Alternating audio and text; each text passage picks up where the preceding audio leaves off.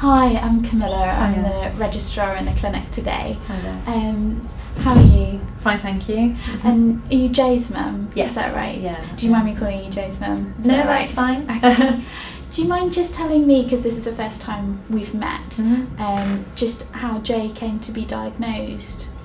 Well, basically, I went into hospital at 36 weeks and 6 days with itchy legs, thinking that there was something wrong with my liver, because that's something that my husband had read up on. But as we went in, we were being examined, and Jay was being monitored. They found that his heart rate was dropping, so it was at a steady rate. It wasn't kind of going up and down as it should have been. So that kind of raised a few concerns. So they admitted me into hospital, and senior doctors came round and found that he was breech. And because of those two reasons, I was given an emergency cesarean. Following that, he was very blue when he was born, and he initially didn't cry, but eventually let out a little cry like almost a cat. But the blood started circulating and he was fine, he seemed fine. And then as I went to feed him, he wasn't taking, so the nurses decided to cup feed him. But he just couldn't cup feed either, he couldn't hold his neck up. And from there on, some paediatricians were sent to come and see Jay, and me thinking it was just jaundice and had no worries about it. And then a senior paediatrician was sent and was kind of checking his reflexes, and he was just like a rag doll. He was just kind of not stopping himself from falling back. He wasn't crying, he just didn't care. So he was taken into Coup, and he was admitted in there. And then from there on, he was given a physio because he was born with like his wrist cuffed in, and he was being assessed. And a senior doctor came in and recognised some of his characteristics and sent off for a genetic blood test, which established his condition. Okay. So, And so what was the first point at which you noticed he was quite Candidates floppy? can enter station and video station can begin exam. within the first 5 hours of him being born, they saw straight away that his characteristics were not of a regular child, and I was quite glad they did, because I was none the wiser.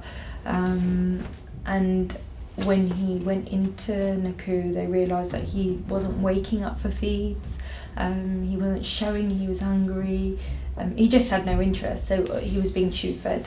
Right. And then 10 days into him being in Coup, he was then diagnosed his condition, and he was also put on CPAP because his CO2 levels were quite high, I think. So that was just to help the oxygen start flowing, and given antibiotics as a precautionary measure.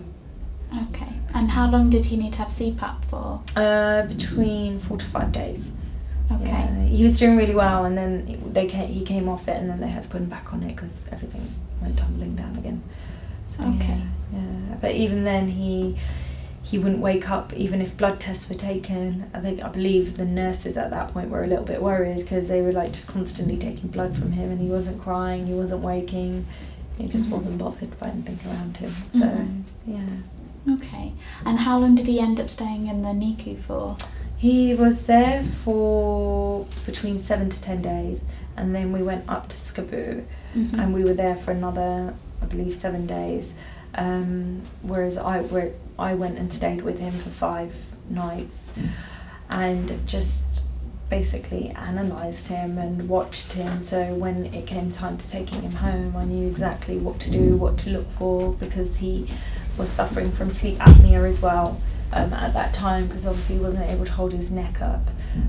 So I went and stayed with him, and constantly just watched him to make sure that I knew what to do if anything went wrong or if he wasn't breathing. But thankfully he was fine when we got him home.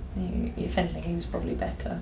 Sure. Yeah. So how long did he need to be tube fed for? He was tube fed for about 3 months. 9th of January the tube came out. We had three amazing people. The physio, speech and language and dietitian. And the speech and language right from the beginning started teaching us how to start strengthening his muscles in his jaw. So gave us a dummy to begin with, and just let him start trying to suck on it, dipping it in some milk and giving him a taste of the milk so he could just strengthening those muscles up basically. And it worked. It was a very, very, very slow process. But yeah, they were amazing, absolutely amazing. Yeah. So yeah. And then from there on, it then went on to putting some milk in a tea and just letting him suck that. And then from that, it went on to a bottle. And by the time I knew he could drink at least half a bottle, I just took the tube out and I was like, he's going to drink from the bottle whether he likes it or not. So yeah, that's it. Okay. And how old is he now? He's 16 months now. Okay. Yes. And is terror. And is he feeding okay now? He feeds fine now, yeah, eats all of his food, enjoys his food. He does have some dislikes, but eats what's given him. It's monitored all the time by myself. Most of it's homemade, and things that are bought from the shop, I probably stand in that food aisle just reading the contents, the calories, what's in it, you know, what's good, what's bad for him. And sorry, go on. Sorry, have the dietitians advised you then what exactly you should be getting for him? Yeah, they just advise us in terms of his calories as to what he should be getting, but not necessarily telling us what he should and shouldn't eat. So my husband and I are generally quite health conscious anyway, so we just take it upon ourselves to give him what we think is best for him. So a high protein, low carb diet. Okay. And you said the physios were involved as well. What did they do? The physios involved to just start helping him with his, first of all, just getting him to move his neck, like for him to just turn it from left to right, and then getting him to roll over, and all of those processes, things that just happen automatically to children. This was like, it was just in slow mode, I guess. But they were helping just to strengthen his muscle tone, and now he's on growth hormone.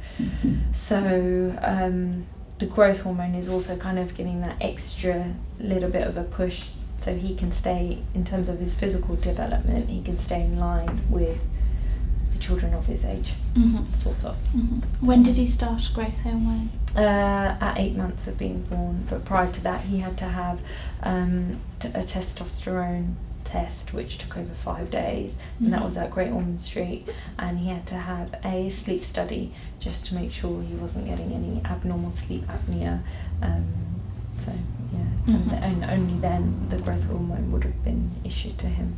But he's on the lowest dosage, which seems to be working wonders for him, and the rest he's doing on his own. So yeah. Good.